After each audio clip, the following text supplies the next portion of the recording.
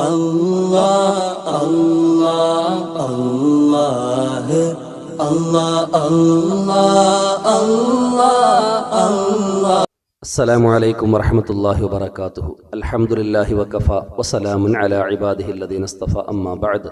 ബഹുമാനികളെ, പല കാര്യങ്ങളിലും മറ്റുള്ളവർ ചെയ്യുന്നത് പോലത്തെ പ്രതിഫലം നമുക്ക് കിട്ടുന്ന പല കാര്യങ്ങളുമുണ്ട്.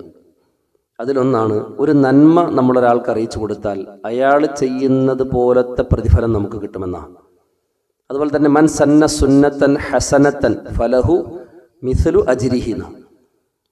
നമ്മളൊരു ചര്യ, അടിസ്ഥാന പ്രമാണങ്ങൾക്ക് വിരുദ്ധമാകാത്ത നല്ല ഒരു കാര്യം നടപ്പിലാക്കിയാൽ അത് ചെയ്യുന്നവരുടെ പോലോത്ത പ്രതിഫലം നമുക്ക് കിട്ടുമെന്നാണ്.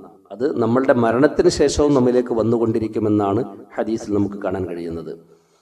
അതുപോലെ തന്നെ ജമാഅത്തായിട്ടുള്ള നിസ്കാരം, ജമാഅത്തായിട്ട് നമ്മൾ നിസ്കരിക്കുകയാണെങ്കിൽ ആ നിസ്കരിക്കുന്ന ആളുകൾക്ക് കൊടുക്കുന്ന പ്രതിഫലം പോലോത്തത് നമുക്ക് കിട്ടുമെന്നാണ്.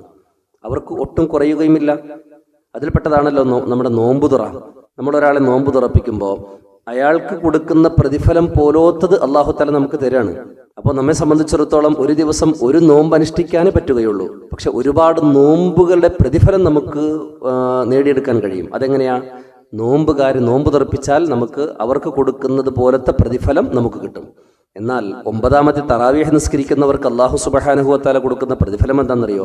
ഫകഅന്നമ അബദല്ലാഹ തആല ഇബാദത്തൻ നബിയ്യി അലൈഹി സ്വലാത്തു വസ്സലാം. അല്ലാഹുവിൻ്റെ ഒരു നബി ഇബാദത്ത് ചെയ്തത് പോലത്തെ ഇബാദത്തിന്റെ പ്രതിഫലം അല്ലാഹു സുബ്ഹാനഹു വ തആല അവനിക്ക് കൊടുക്കുമെന്നാണ്. മറ്റേതൊരു കാര്യം ചെയ്താലും ഒരു നബി ചെയ്തത് പോലത്തെ പ്രതിഫലം നമുക്ക് കിട്ടുകയില്ല. അത് കിട്ടാൻ നമ്മൾ ചെയ്യേണ്ടത് പരിശുദ്ധമാക്കപ്പെട്ട റമദാൻ ഷരീഫിലെ 9ാമത്തെ തറാവീഹ് നിസ്കരിക്കുക എന്നത് മാത്രമാണ്. ആ നിലക്ക് സ്വീകാര്യയോഗ്യമായ തറാവീഹായിട്ട് അല്ലാഹു സുബ്ഹാനഹു വ തആല നമ്മുടെ തറാവീഹിനെ കബൂൽ ചെയ്യുമാറാകട്ടെ. അസ്സലാമു അലൈക്കും വറഹ്മത്തുള്ളാഹി വബറകാതുഹു.